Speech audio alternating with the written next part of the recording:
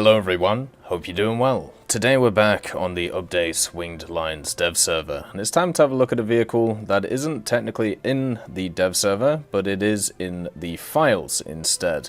This is the AGS. It's a US rank 6 vehicle, currently at 9.3, and as you can see, it has a pretty interesting system on it. It's got a pretty standard chassis with a little bit of extra armor on the sides, and then it has this 105mm M68A1 on it.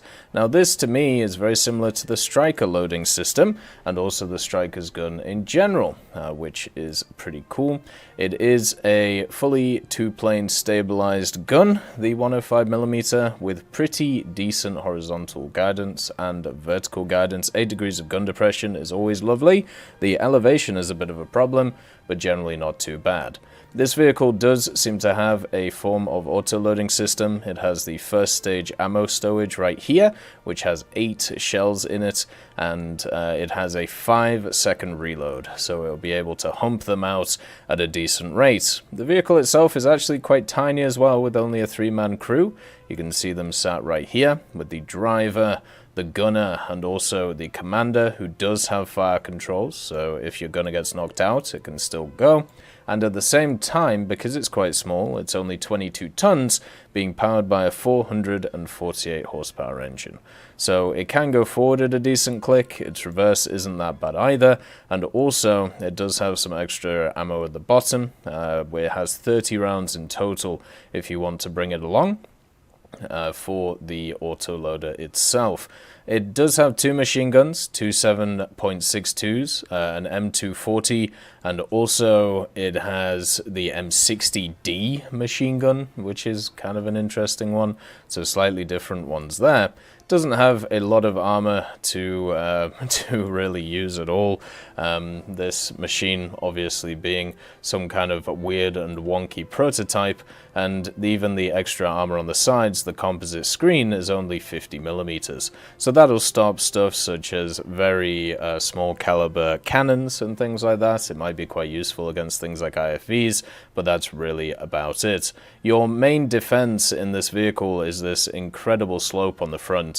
You can see the impact angles here mean that the effective thickness is pretty high, so APF-SDS shells will ricochet off of it. This is something that happens with a lot of lightly skinned vehicles, stuff like the Dardo it happens a lot with, but at the same time, because this thing has the turret at the top and doesn't have any crew near it, you can just sit behind a hill, fire on targets, and hopefully not get overpressured through the turret itself. There also isn't any ammunition in this top bit, it's all down here hunkered, which basically means that you can't ammo rack it through the turret unless it goes down somehow. And maybe through the front, the engine will eat a bunch of shells before it gets to the crew in the back, which will be quite good for the vehicle. Modifications wise, this vehicle has all of the standard stuff. It has 2 APF-SDS rounds, so that will actually make it easier to modify. It has the M735 at rank 1, and also it has the C76A1 as well. This is actually a round that is already present in game, firing at 353, 298, and 204mm respectively, so at 9.3 the round will be completely fine. Also has a HESH shell, because why not, and thermals, but the thermals themselves are only for the gunner, so it does get thermals for that. Unfortunately, because this machine technically isn't in the game, at least on the dev server, we can't test it with the modifications to see what type of gunner thermals it has. It does get scouting though, with improved optics and also airstrike and artillery support, smoke grenades, and all of that wonderful stuff. The smoke grenades, it gives it 4, so it's probably going to get 2 separate launches of the smokes. That's always nice for the vehicle, and obviously the rest of it will improve its mobility and also its turret control. But generally, the turret control already is pretty decent. So what you're looking at from this vehicle is a tank destroyer / light tank. It's going to be very similar in playstyle to stuff like the Striker, in my opinion, just a better reload and tracked as well. So that means that you'll be able to traverse a lot better on certain maps. What it also has is access to all of the high-tier camos, and a lot of the high-tier camos are really nice on a lot of these vehicles. So that is something to look for. And another thing to think about, since this isn't actually ready on the dev server, even though it's pretty much sorted, and what I mean by that is you can see the model is pretty much fully done, the armor is fully modeled, the extra is fully modeled. We could see from this machine easily being either a vehicle added to the tech tree, or at the same time it could actually be a vehicle which is for the winter event, which would also make sense because the recently when it comes to War Thunder, oh by the way, they changed jet sounds, so I'll let this guy go over so he doesn't blow our ears out.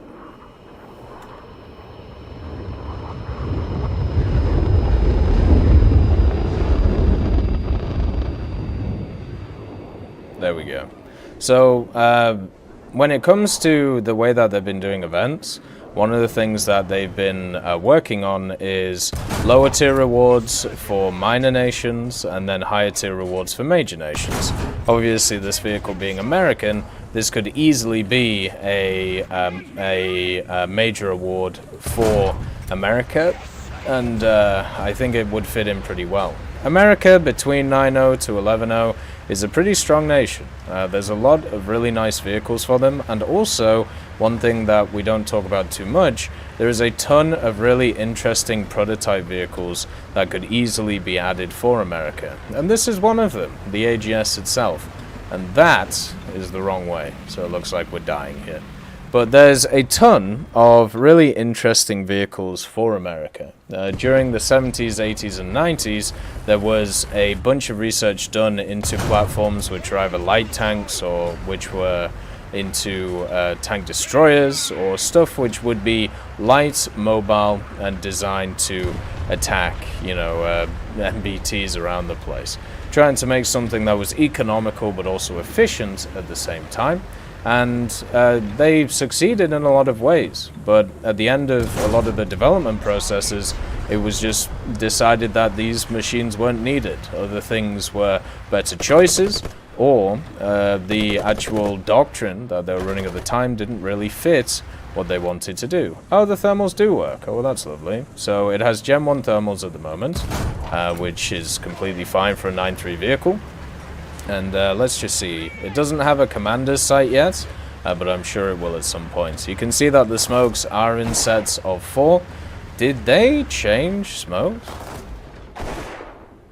Ooh, okay, they have like a little bit of a spark to them. I didn't even realize that. Lovely stuff. Well, that's nice to see. But in general, these vehicles are weird and wonky and wonderful when it comes to real life.